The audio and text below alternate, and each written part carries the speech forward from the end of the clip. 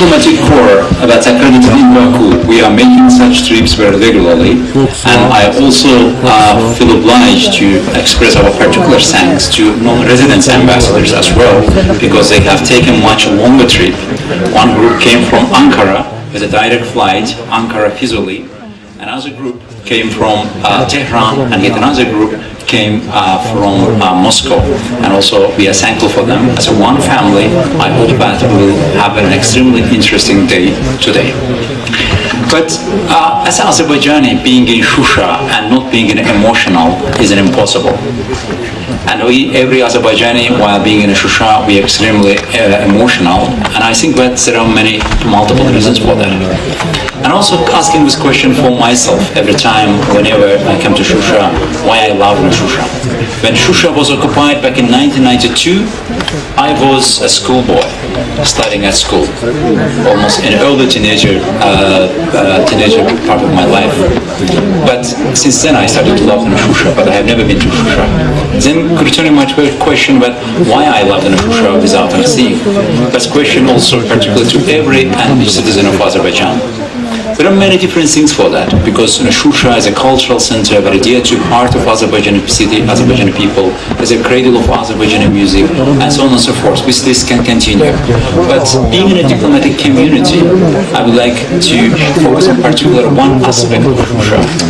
Şuşa as a sovereign state in the development of Azerbaijan's culture of the statehood.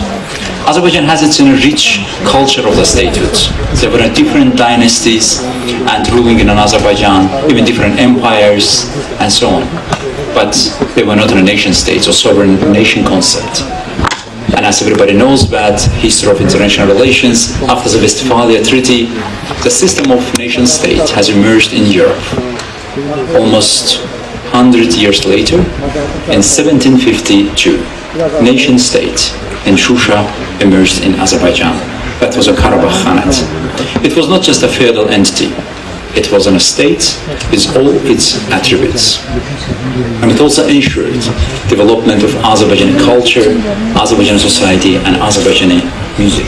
Even when Russian Tsar Empire have taken Şuşa, and Şuşa continued to be one of the important cities of the region of the South Caucasus. Therefore, seeing is believing, and without seeing, and every Azerbaijani started to love Şuşa. As for our today's discussion, and we are pleased to invite 3 special representatives of the President and who are responsible for Karabakh and Eastern Zengezur regions, and they will provide their exposés about the projects and programs that we are conducting in the region, because our diplomat colleagues, they also have certain questions and they also would like to know more about the plans of Azerbaijani government, and I think that we'll have a unique and important chance to talk to the people who are on the ground implementing the projects of Azerbaijani government. But by saying that, I would like also to highlight that Azerbaijan is engaged in unprecedented efforts of the reconstruction since the Second World War in the map of the wider Europe. Because such a wide-scale destruction as a result of the conflict didn't happen.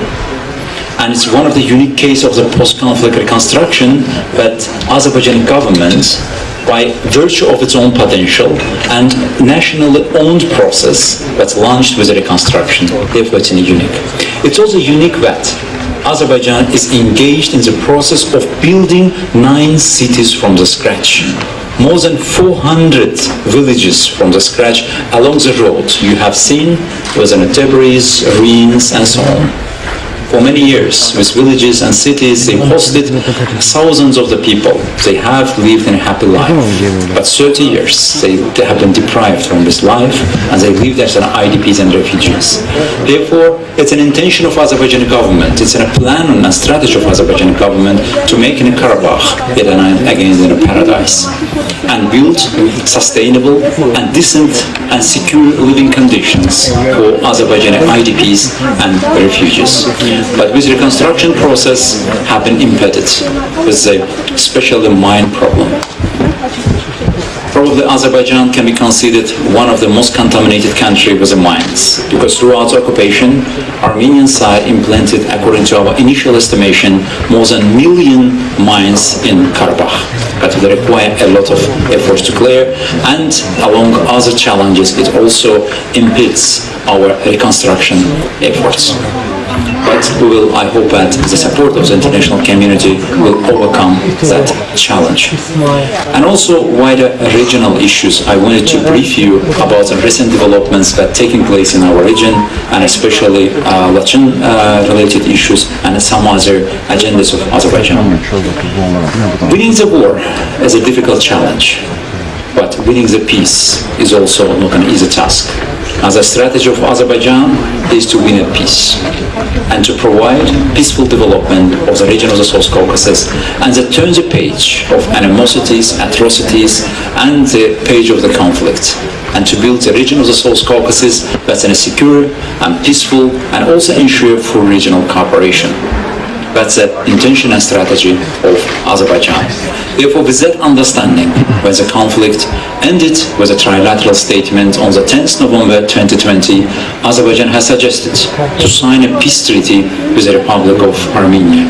And our 5 fundamental principles are on the table that we have suggested to Armenian side. These 5 principles are not a rocket science or nuclear physics. It's just very basic principles of international law, and it's well enshrined in the Charter of the United Nations.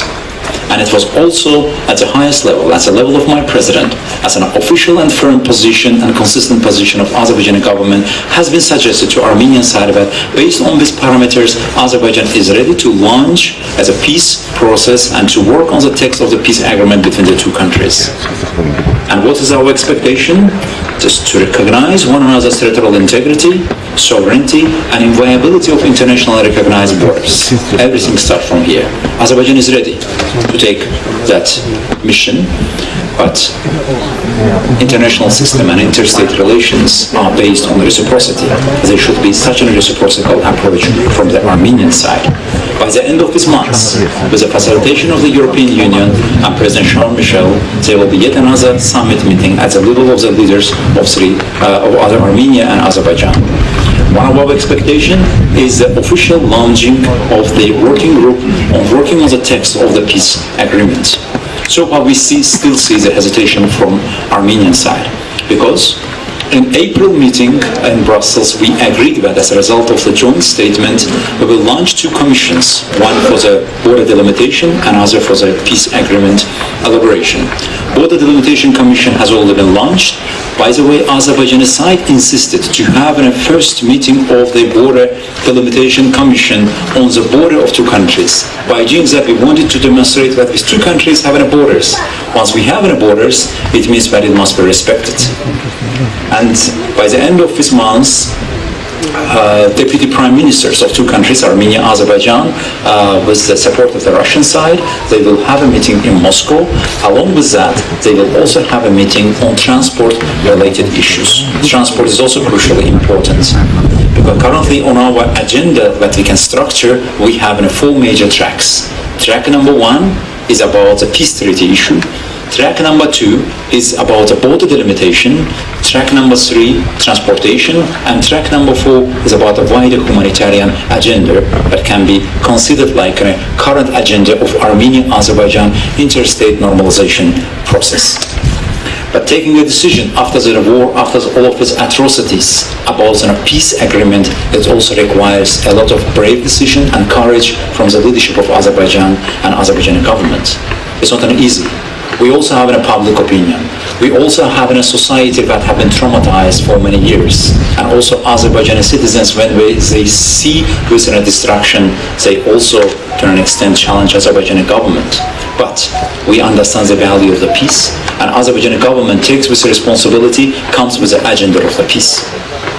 Border delimitation issue, as everybody knows that we are talking to the professional diplomatic community, can take longer, but we are ready to take with a long journey of delimiting the borders between 2 countries. What about the transportation-related issues? As a transportation has also been enshrined in the trilateral statement where Armenia and Azerbaijan and Russia at the level of the heads of state and prime minister, at the level of heads of government, have signed with the document. 2 years we are engaged in an intensive discussion, and as I already told to you about with Armenia's corridor logic. Still, we don't understand with the sober logic what does it mean corridor logic from Armenian side. We think that it's a win-win situation for everyone, and corridors needs to be opened. Armenia also obliged herself to provide with a corridor through the Zengezur, 40-kilometer linkage from western regions of Azerbaijan to Nakhchivan region, because Nakhchivan for 30 years under the blockade, and Azerbaijan doesn't have any direct access. Because we are providing connectivity and linkage for Armenians from Karabakh to the Republic of Armenia. But the vice versa should also be true. Unfortunately, so far we are not seeing that. And we are also calling the Armenian side that there should be coordinates and route of this road should be provided. And also, it's not only just Azerbaijan will use this road, and it will change wider transportation map of the region. Armenia, being an isolated, landlocked country, can become a land-linked country. It's an opportunity that Armenian side should also take. Armenia becomes the transit country. May becomes a transit country, especially between Turkey and Azerbaijan, Central Asia, or we can talk in the wider terms about the European Union and China, where the middle corridor currently gains additional importance in the context of the because the northern route became closed and also paralyzed. And route through the Central Asia and Middle Corridor gains additional prominence, where Azerbaijan has already built an infrastructure along the Caspian Sea and with Georgia, and will continue to do that. But there is an opportunity for Armenia to change her own status in the region, but it's up to Armenia to make a decision. Therefore, unfortunately, so far we haven't seen major breakthrough on our transportation agenda and also peace treaty agenda. On a peace treaty, now we said to Armenian side, and it is one of our expectations from the Brussels meeting, that we should start working on the text of the peace treaty. Now it's enough we talked about principles and other philosophical issues. We should talk about concrete matters. Recent development with regard to Lachen corridor and the things happened here on the central part of Lachen. I also wanted to brief you. Yesterday, Azerbaijani armed forces have taken full control of central Lachen and Zabuh and Sus villages. And it's also part of the agreement and that Azerbaijan has made on the ground, and also Azerbaijan has launched extensive engagement program with the local Armenians. And 7 months ago, we agreed that as part of the trilateral statement, Azerbaijan will build auxiliary road that link Armenia with the Karabakh, because Lachen corridor that we passed nearby, where Russian peacekeepers are standing as well, passes through the central part of Lachen, as a result of which Azerbaijan cannot so far take full control of the central part of Lachen, and as a result of which we couldn't also start full master plan or urban plan and also reconstruction projects with regard to the Lachen.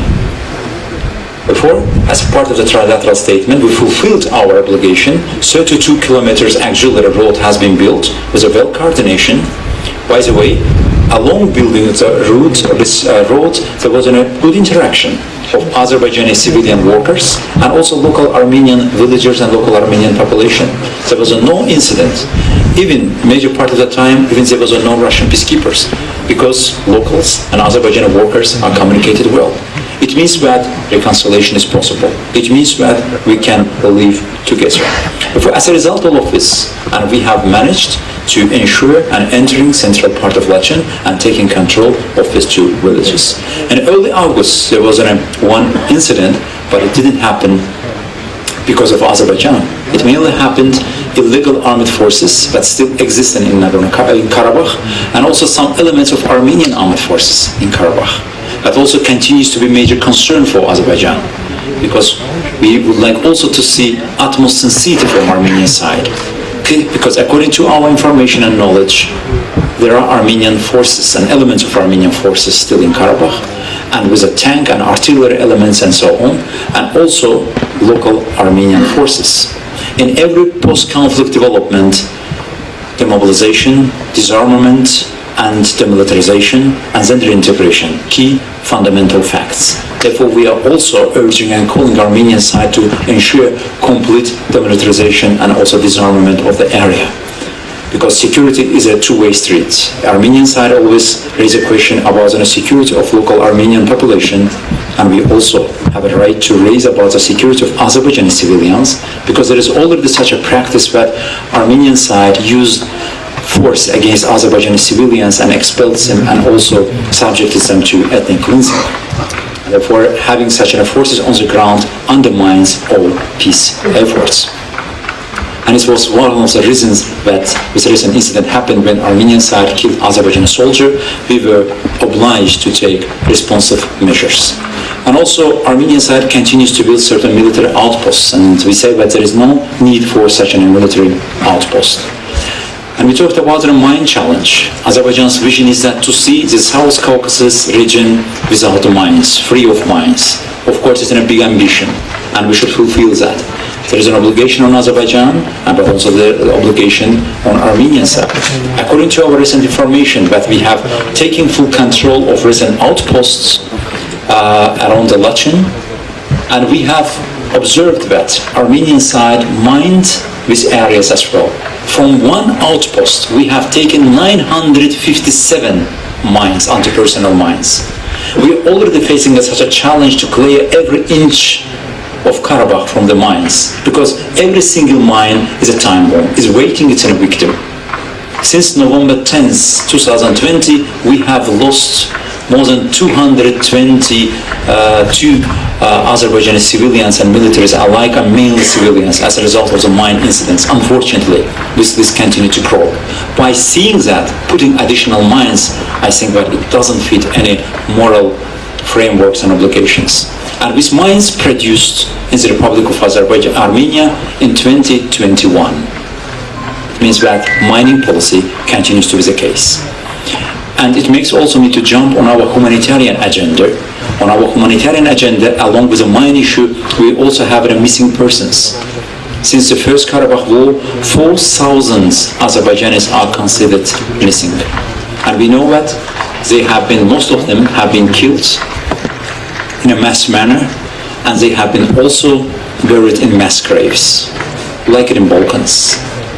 And missing persons is one of the daunting challenge as part of the humanitarian agenda. I personally have a difficult time when representative of my government, when I am meeting with the families, and especially mothers. I was particularly surprised at one case that I couldn't find an answer. There was one mother, and he said that, I would like to hear that my son is really dead. She told me that this is a good news for me. Imagine that mother, 30 years waiting for his son, and says that this is a good news for me, because she says that I would like to at least have a graveyard of my son, and to go and to pray, and to put my grievance over there. I have difficulty to answer 4,000 such families, and we know that Armenian armed forces and Armenian militias and warlords have exact locations and coordinates of such mass graves, and it's also part of their moral obligation to provide us. And also for our EU facilitated meeting as part of the humanitarian agenda, and we are looking forward also to raise this issue, because it's also important part of providing a justice, and justice to the families. And this justice is also an important component of building reconciliation between the parties. And local Armenian population, and we'll go to Cıdır, that's a horse racing area, horse racing field. From there you can see Xankəndi, where Armenian population is living. In the course of the military operation, Azerbaijan was very close to take Xankəndi. It's also sometimes easy to start a war, but to stop the war is a very difficult decision.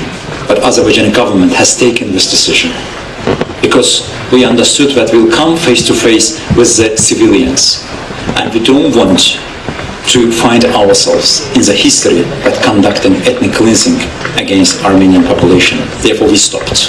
We have taken this moral, difficult military decision. We stopped as a sign of respect to the civilians that are living over there.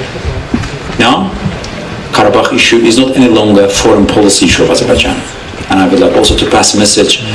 This so-called way I am saying, because for us there is no Minsk group any longer, as they are saying as well, because it's a dysfunctional, as Minsk group co-chairs themselves are saying. It went to the dustbin of the history. And every time, whenever there is about an issue, and we say that Azerbaijan is not no longer to discuss the issues that's related to its sovereignty with the Minsk group or some other party, because Karabakh issue for us is over, and now the time for the civilian engagement. And we have started to build that engagement. As recently, my president, in his interview to Azerbaijani media, has stated that we have already managed to build such an interaction with the local Armenian population. We do perceive them as citizens of Azerbaijan. And it's also a vision of Azerbaijani government to demonstrate the change in their life in a positive manner of the civilians. You have seen with reconstruction projects that are taking place. We are ready to do the same and will continue to do the same in the areas where Armenian population is living. Therefore, it's not only a now issue for foreign policy or foreign minister of Azerbaijan. Now, this issue is taken by Azer Energy, Azerbaijan Water Services, Azerbaijan Road Management, and some other institutions. And I think that they will do an important job in terms of the social economic integration of Armenian population. But here, one fundamental question that I would like particularly to highlight, that there will not be special status for the Armenian population who are living in Karabakh, and why they should be. Because their rights and security, as stipulated in our recent statement with the EU, their rights and security will be provided by Azerbaijani government based on the laws and constitution of the Republic of Azerbaijan, along with our international obligations, also in line with the European Framework Convention on Ethnic Minorities. There are many different ethnic minorities in the territory of Azerbaijan who are living happily and exercising their religious and some other traditions. And the same conditions will be provided for Armenian population. Last but not least, throughout the occupation, Armenian side, as you have seen, conducted with a policy of the scorched earth policy against Azerbaijani cultural and religious heritage. Azerbaijan in no way can repeat the same. It's hard for us to see that 65 mosques out of 67 has been completely destroyed. And as if it's not enough, as a sign of an insult to Muslims, pigs and cows have been put in a mosque. And also along with the mosques, Russian Orthodox Church, that's also different from Armenian Church, has also been subject to the destruction, and some other religious institutions as well. But all cultural heritage on the sovereign territory of Azerbaijan is a heritage of Azerbaijani people, and will protect and will renovate all of them, including Armenian cultural heritage. As many of you have seen in the downtown central Baku Armenian church. And today, on purpose, we will take to Kazanchi church. That's an Armenian church in Şuşa. In the course of the military operation, there was a collateral damage. Our diplomats and ambassadors who are accredited in Baku may remember well. When we had a press conference, on behalf of my government, I expressed our apology for all Christians around the world for such a collateral damage. And on behalf of my government, I said that Azerbaijani government, once the military operation is over, will restore and will renovate this church in its original shape. And this process has started with a top European company, architectural company, this renovation process has started, and it will continue and will render to the service of everyone. That's a policy of Azerbaijan. At a last moment, especially in Sus and Zabukh villages that's situated around the Lachin corridor, time by time we also see in some press that as if ethnic cleansing has been conducted and so on and so forth. Because in Zabukh and Sus and Lachin, there never ever Armenians have lived. They lived in Karabakh, but not in there. And we as professional diplomats know very well that under the occupation, changing demographic, ethnic and architectural composition of the occupied territories by occupying power is illegal. And in most cases, it amounts to the war crime. The people living over there They tried to build their happiness based on the tragedy of other people who have been ethnically cleansed from that area. They are also mainly Armenians from the Middle East, from Lebanon and Syria. They have never ever lived in this region. Azerbaijan is not expelling anyone, just Azerbaijan's power, Azerbaijan's major instrument, I think, that is a justice. And is also a rule of law. Rule of law not in internal matter, but rule of law in interstate relations. Therefore, by using this power of the justice, we asked and our legitimate rights for vacating these territories and ensuring return of Azerbaijani civilians to that area. Therefore, I do hope that the peace will happen, and when we had a meeting with Armenian colleagues and we challenged them and said that there is one possibility, eternal war, there is another possibility for eternal peace. Azerbaijan is looking forward for the eternal peace and to change the page of war and to build peaceful, prosperous region of South Caucasus, and where we would like to see as an inclusive process and to see Armenia as part of that process of regional cooperation. And I'm also glad to see that as part of the closer diplomatic engagement between two Brazil countries and Azerbaijan and Turkey also has launched the same process, opening the borders with Turkey. And yes, we admit that it's a synchronized process between Turkey and Azerbaijan, but from both of these countries are stretching our hand of cooperation to Armenia that we would like to change all regional dynamism, and Azerbaijan and Turkey can become an important partner for Armenia. But Armenia and peace process is sort of like a tango. It takes two parts to be actively engaged so that tango happens. Now the ball in the court of Armenian side, and hopefully they will make the rational decision about the peace. Ben teşekkür ederim and thank you very much. Və sonda fırsatdan istifadə edib Kardeş Türkiyə Dışişləri Bakanlığından gələn kardeşlərimizi də məxsus olaraq salamlayıram. Sizi buradan görməkdən də çox qürur duyuyoruz. Çok sağ olun, gəldiniz. Ankara Füzuli reisini Esenboğa Havalimanı'nda tablolarda görmek ayrıca bir qürur vericiydi. İnşallah ki bu regular bir uçak reisine çevrilecektir. Teşekkür ederim. Sağ olun.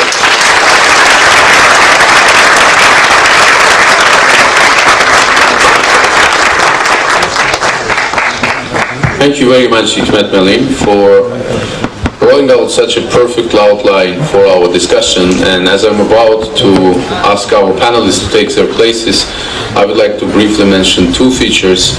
You were emphasizing the speed of reconstruction, rehabilitation, as well as the volume, and as someone who was doing this very job in many corners of the world, I would like to emphasize that there have been no nearly similar reconstruction rehabilitation program in the last 50 years at least. I'm talking about the post-conflict. You have also emphasized the difficulties of winning the peace. Indeed, it takes courage. But speaking of winning, I would like to mention that Azeri people are very proud of their army.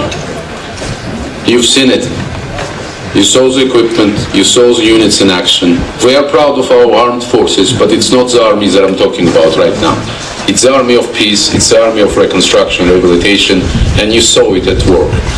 I would like to start inviting our panelists with the three people I can refer to conditionally as the field marshals. It's not just acknowledgement of their position, but it's acknowledgement of the fact that they are down on the ground in the field, and these are special representatives of the president to the liberated areas. Let me start with our host, special representative of the president to the city of Şuşa, Mr. Aydin Kerimov. Aydin, madam, please.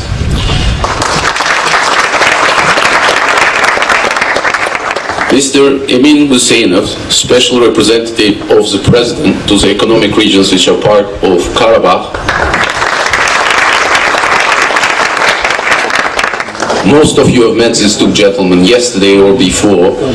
Vahid Ajiyev, also very well known to many of you, except for those who travel from Ankara. He is special representative of president to Zangilan. Mr. Anarguliyev is the chairperson of the State Committee for Architecture and Urban Development. He is very much involved, and you will be hearing it from himself in the reconstruction work. Hikmet Melim has touched upon the issues of developing the cities. And last, but certainly by all means not least, the head of the Azerbaijan's National Demining Agency, Mr. Vugar Suleymanov, who happened to be to the right of me. So, I think it's time to proceed with with a bit of an intro to what exactly we're doing when talking about bringing back life to the liberated areas. And I will start. Aydin Melim, I will ask you to start, please. Thank you, Sultan Melim. Ladies and gentlemen, we will try to brief you about the rehabilitation and reconstruction works in Şuşa and its region. But before, I would like you to show you a small video clip about the works that's ongoing.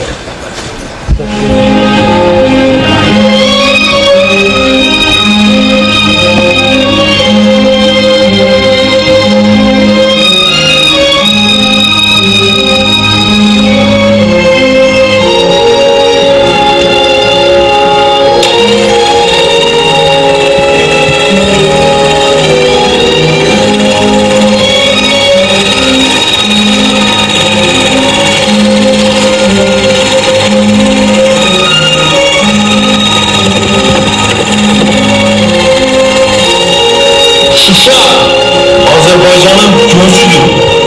Her bir Azerbaycanlı için iftihar nöqtəsidir. Şuşa bizim mədəniyyətimizin, tariximizin rəmzidir.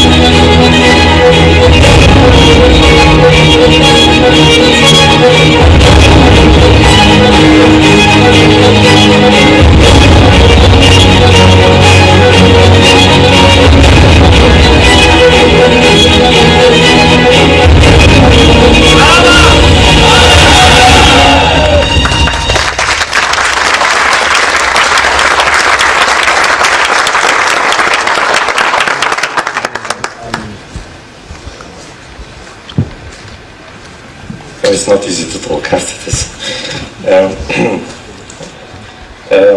Welcome to Şuşa once again. We will try to focus our presentation on number of aspects of the both reconstruction and rehabilitation works. So we speak about restoration and reconstruction in Şuşa. We speak about the repatriations of the former IDPs and the preparations for that. We can speak about the tourism potential of Şuşa in this region, and of course emphasize it. Everything will be emphasized on the status of Şuşa as a cultural capital. Under the leadership of Commander-in-Chief, His Excellency Mr. President Ilham Aliyev, and our army has liberated the occupied lands, including the people of Karabakh city of Şuşa. And immediately after the liberation, according to the instructions by the Mr. President, the huge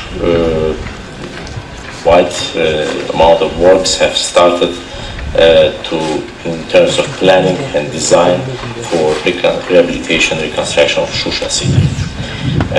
Taking into account its special character of historical, cultural and strategic importance of the city to Azerbaijan. Şuşa, as you know, is one of the cities in the region, and This year it's celebrating its 270th anniversary. There are about 200 historical monuments and cultural monuments here in the city, and but as many and majority of our monuments under the Armenian occupation have been destroyed, vandalized, and Şuşa also suffered from this. You will see with your eyes some of these monuments during sightseeing tour later today. But it was our duty and to start immediate projects for the reconstructions and rehabilitations of these monuments. The mosques, madrasas, the monuments, churches, as well as famous poets' houses and other important monuments started to be reconstructed. For today, we have Şuşa Fortress, and 4 monuments are have been reconstructed and restored, and now are open to public.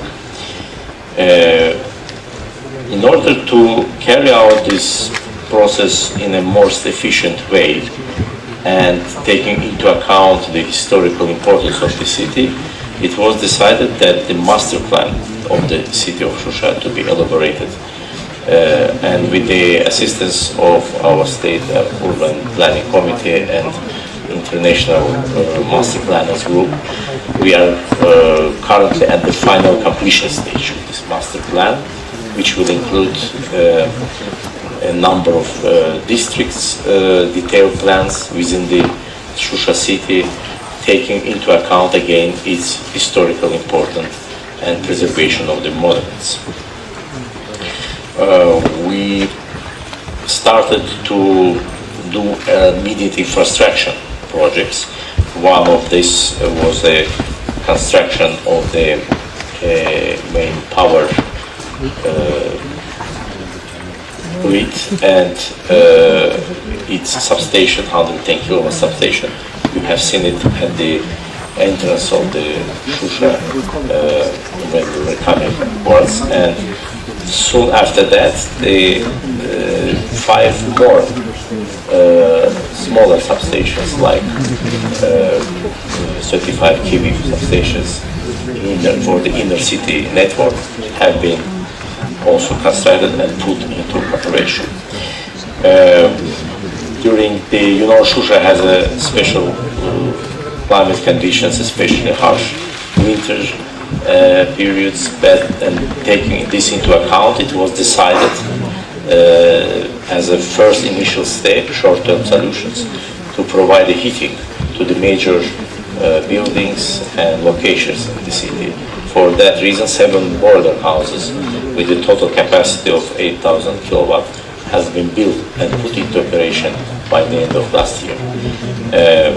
Of course, according to the new master plan, there will be internal gas heating network will be provided as soon as the major gas line will be supplied to Şuşa.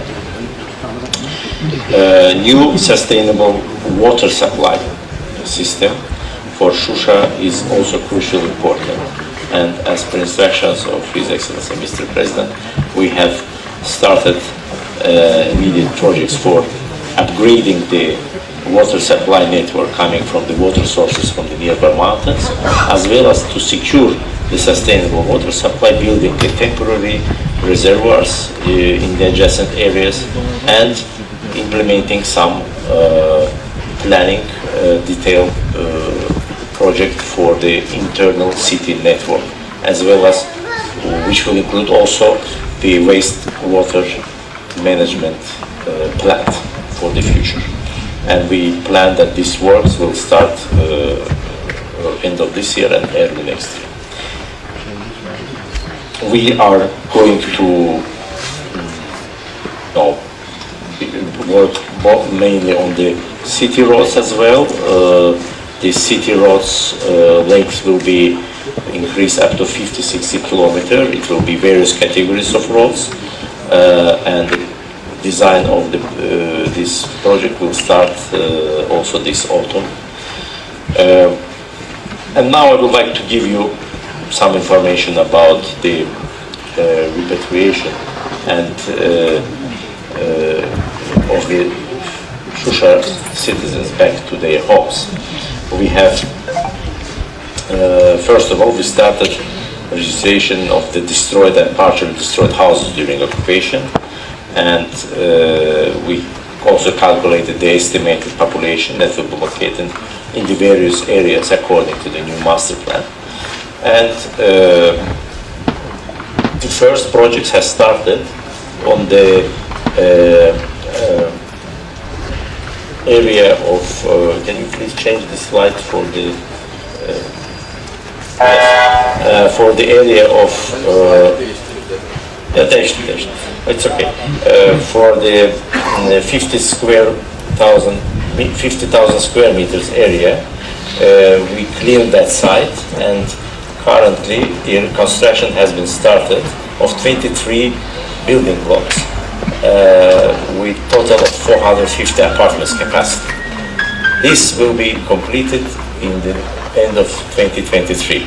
It will allow us to welcome first residents in the end of 2023 and to give them the keys of their apartments that they were waiting for almost 30 years. Of course, we will develop a number of further projects in this respect, and as I mentioned, there are also some projects ongoing, not only in the residential area, but we are building currently the secondary school for 960 students, and the city hospital will start the building soon for about 100 beds capacity. The 5-star hotel is under its active construction currently. You probably have seen it when we entered the city with the 160 rooms capacity. And new mosque complex is under construction currently. I just briefly show you because there are many others. Projects are in the design and approval phases now, which we will launch end of this year and also in the beginning of next year. I would like to also give a brief information about Daşaltı.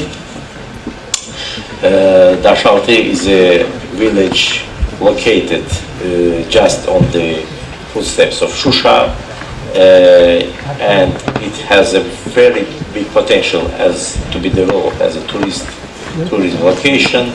We are currently working with State Urban Planning Committee in finalization of its detailed plan, and as soon as it is finished and approved, we will launch immediate works for rebuilding this village as a tourist attraction and location, and there will be we expect a huge participation of private sector in these projects. In conclusion, I would like to say that completion of such basic infrastructure projects in a short period of time and return of former IDPs to their homes is one of the main priorities of Azerbaijan, all these liberated territories. Once again, welcome to Şuşa, and thank you for your attention.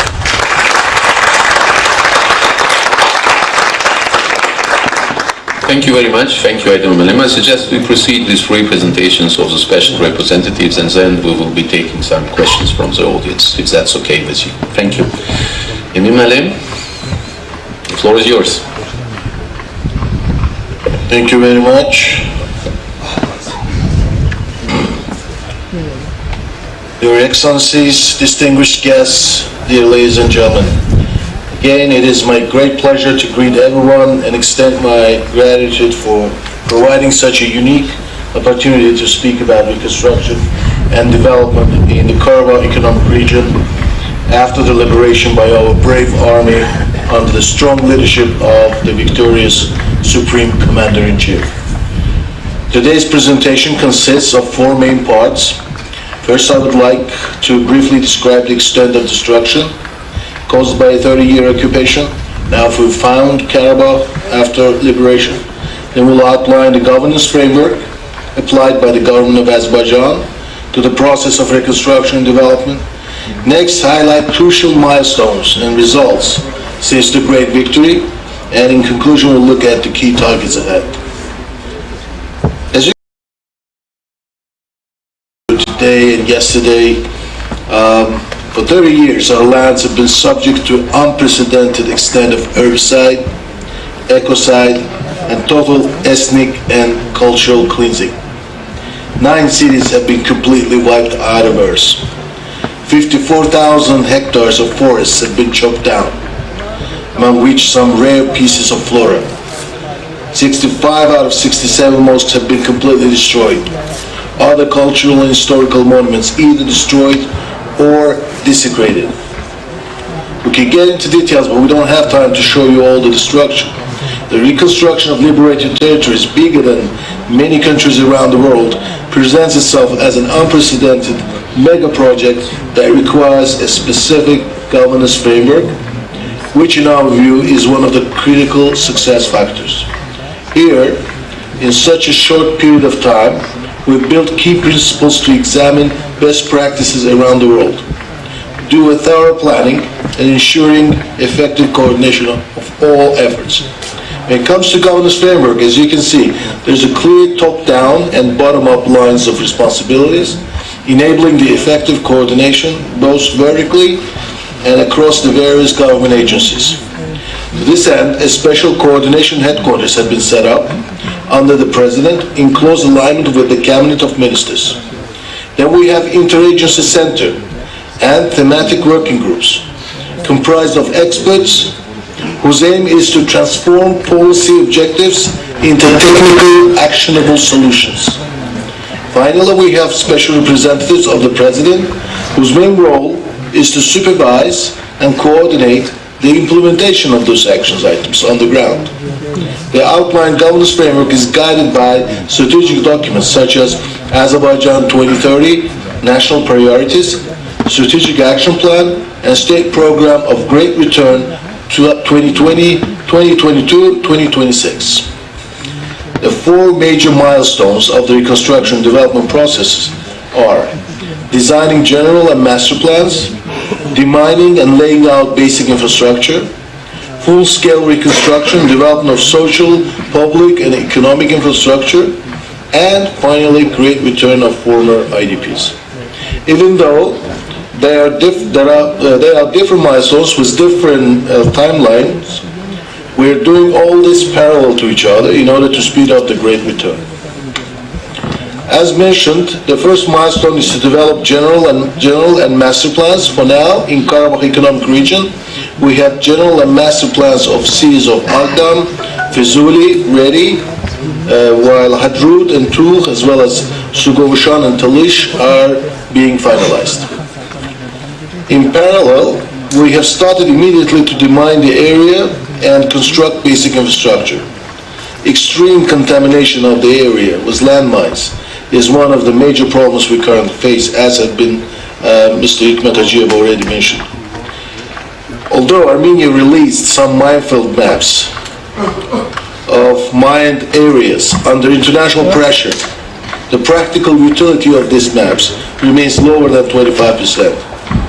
As of now, 240 people became mine victims since trilateral statement of 10th of November 2020. Nevertheless, despite all difficulties faced and without much support from other countries or international organizations, Azerbaijan continues its demining operations in full scale, with 10.7% of the liberated territories within Karabakh Economic Region cleared so far from the landmines and other unexploded ordinances. Talking about basic infrastructure, works are being carried out simultaneously in the areas of transport and logistics, energy supply, water supply, and telecommunications. As of today, we have 9 highways and 2 railways being constructed. And of course, you have witnessed the magnificent Fizuli International Airport built over a record 8 months on a heavily contaminated minefield. Massive construction works are carried out in energy and water supply as well as ICT infrastructure.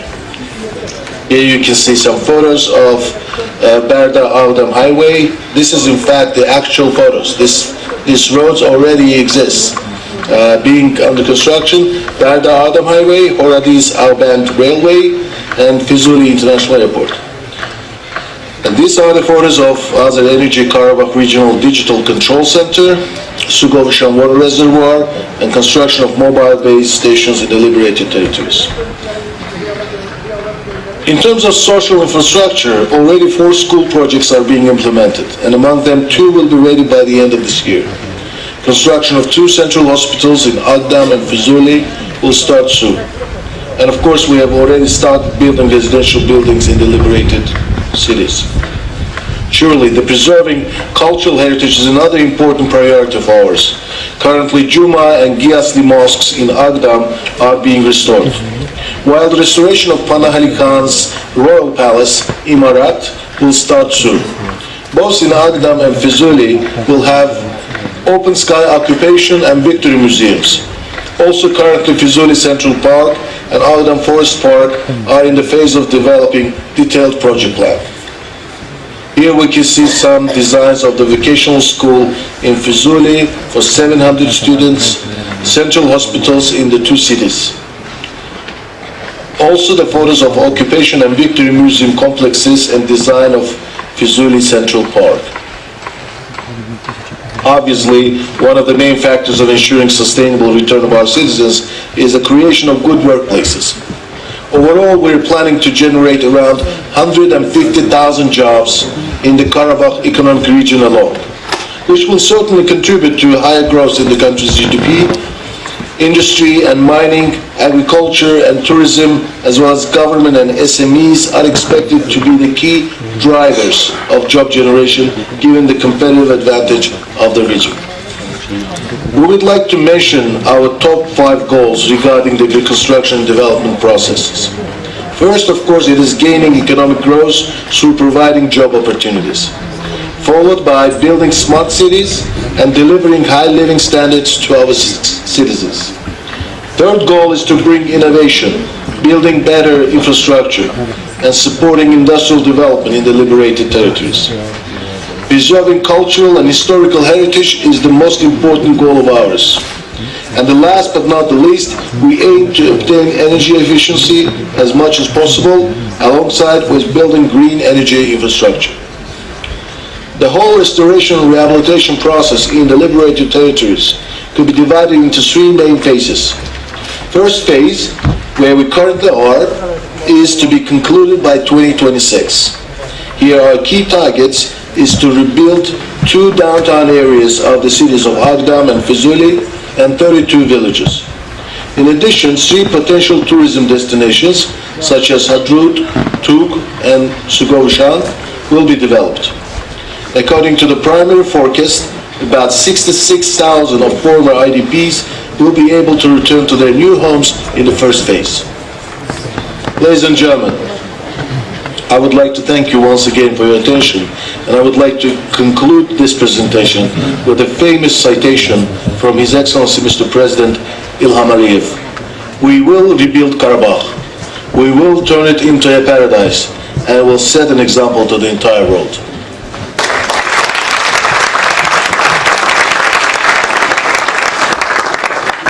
Thank you very much, Ibn Malim. Wait, Malim, I'll now turn to you.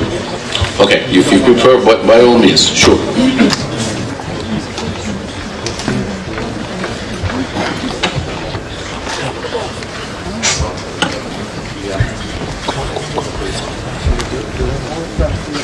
You hear me? Yeah. So hello everyone, Your Excellencies, distinguished guests. It's a big pleasure to join this event together with you, and I cannot think of a more symbolic and beautiful place like Şuşa for this event. Şuşa signifies a glorious page of Azerbaijan's news history, and it is very special to me personally. So I have no doubt that this city will continue to host many international events also in the future. So, as you have already heard, there's quite a lot of massive projects going on in Karabakh. But there is also quite a lot of projects going on in the East Zangezur region, and today I'm going to cover the Zangilan region in particular. But before I start, I would like to give you some sense about the Zangilan itself. So we're those who believe in the principle, as long as we protect the nature will protect us. Hence, the first thing that impresses everyone when they're in Zangilan, it is unique nature. It is land of very fertile soil, beautiful forests, natural resources, and oil deposits. However, Hər vaxtımız xeyir olsun, dəyərli izləyicilərimiz, sizləri Şuşadan salamlayırıq. Bildiyiniz kimi, ötən gündən etibarən dünyanın 60 ölkəsindən 19 beynəlxalq təşkilatından olan diplomatik korpus nümayəndələrinin iştirakı ilə Şuşada beynəlxalq konfrans keçirilir. Və ötən gün səhər saatlarından başlayaraq Azərbaycana akreditə olunmuş diplomatik korpus nümayəndələrinin bir hissəsini Füzulidə qarşıladıq. Füzulidə son görülən işlərlə bağlı məlumat verdik. Təbii ki, Füzuli şəhər mərkəzində olduq. Yeni tunelin tikinti işləri, abadlıq, quruculuq işləri, görülmüş işlər və bundan sonra görüləcək işlər, şəhərdə yaradılacaq yeni infrastrukturla bağlı məlumat verdik. Bugün səhər saatlarından isə Azərbaycan Prezidentinin köməkçisi, Azərbaycan Respublikası Prezident Administrasiyasının Xarici Əlaqələr Şöbəsinin müdiri Hikmət Hacıyevin iştirakı ilə Şuşada beynəlxalq konfrans keçirilir və artıq saat 11-dən etibarən konfrans öz işinə başlayıb. Konfransda qeyd etdiyim kimi 100-dən artıq nümayəndə heyəti iştirak edir. Konfransı giriş sözü ilə Xarici Əlaqələr Şöbəsinin müdiri Hikmət Hacıyev açdı və diplomatik korpus nümayəndələrinə işğaldan azad olunduqdan sonra doğma torpaqlarımızda bugünə qədər görülmüş işlərlə bağlı məlumat verdi. Böyük qayıdış, eyni zamanda burada görülən işlər, Şuşa şəhərində yeni tikililər, həmçinin bundan sonra burada infrastrukturun tamamlanması istiqamətində aparılan işlər və iş yerlərinin açılması ilə bağlı qonaqların diqqətinə çox önəmli məlumatlar çatdırıldı. Hazırda konfrans öz işini davam etdirir və Qarabağ üzrə Azərbaycan Prezidentinin köməkçiləri Emin Hüseynov və demək olar ki, digər qonaqların iştirakı ilə təxminən 20 dəqiqə konfrans davam edəcək. Bundan sonra isə konfrans birinci hissəsini yekunlaşdıracaq. İkinci hissə isə saat 14:00-dan sonra Şuşada öz işini davam etdirəcək.